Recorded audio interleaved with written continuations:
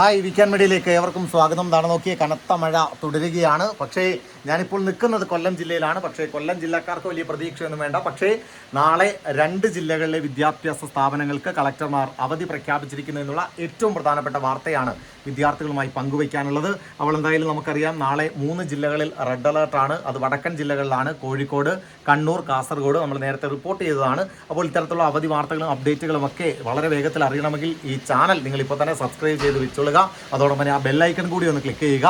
അപ്പോൾ എന്തായാലും കനത്ത മഴയ്ക്കിടയിലും നിങ്ങൾക്കൂടെ റിപ്പോർട്ട് ചെയ്യാനുള്ള വാർത്ത, നാളെ 2 ജില്ലകളിലെ വിദ്യാഭ്യാസ സ്ഥാപനങ്ങൾക്ക് കളക്ടർമാർ അവധി പ്രഖ്യാപിച്ചിരിക്കുന്നു.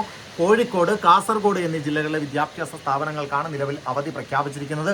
കണ്ണൂരിലും നാളെ അവധിക്കുള്ള സാധ്യതയുണ്ട്. കാരണം കണ്ണൂരിൽ നാളെ റെഡ് അലേർട്ടാണ്.